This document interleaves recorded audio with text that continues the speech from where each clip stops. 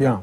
Alors la participation des acteurs politiques, on le sait, c'est un enjeu majeur. Actuellement, on sait que ces partis-là sont divisés.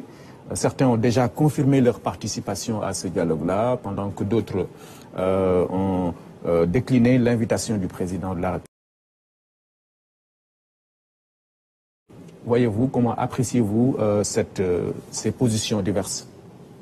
Oui, je vous remercie. C'est vrai que lorsque nous avons eu en tout cas écho qu'il y a un certain nombre de partis qui ont décidé donc de boycotter, au niveau de la société civile, en tout cas au niveau de la sensibilité que nous constituons, dans le cadre du consortium qui regroupe les trois organisations que sont le COSC, l'ONG 3D et le GRADEC, nous avons en fait pris notre bâton de pèlerin pour rencontrer en tout cas un certain nombre donc, de partis politiques, parmi, disons, les plus représentatifs. Il y a des partis pris individuellement et également donc des coalitions.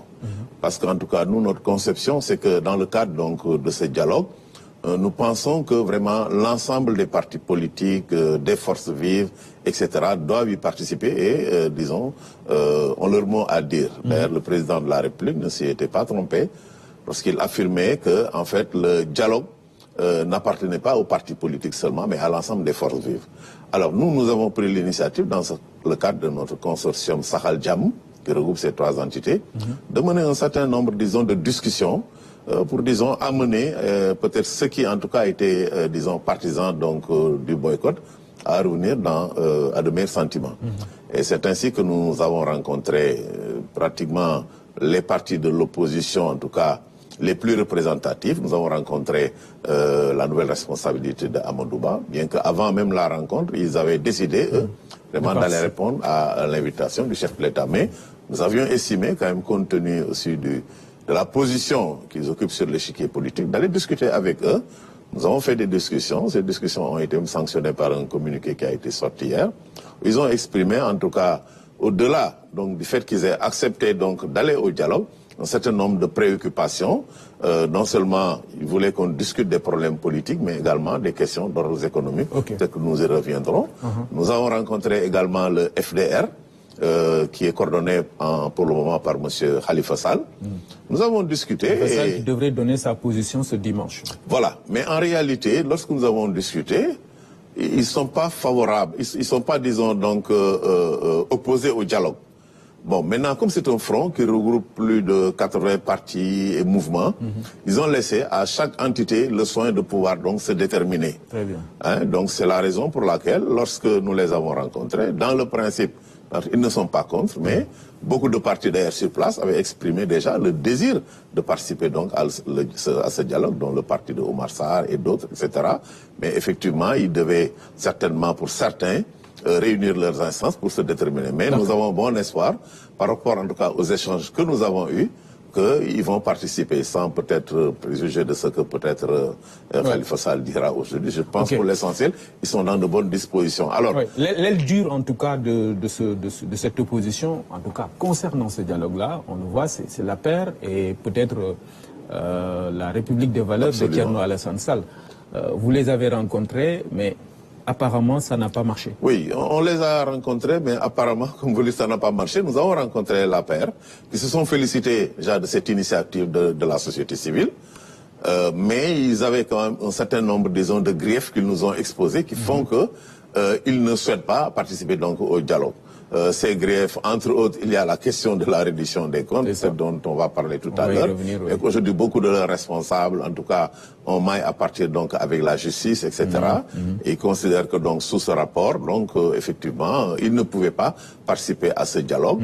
Bon, ensuite, il y a peut-être certaines, disons, certains griefs qu'ils ont soulevés, en l'occurrence le fait que pour quand même un dialogue aussi important, ils pensent que le président de la République aurait pu engager des concertations avec la classe politique pour qu'il y ait au moins un consensus sur le choix du facilitateur.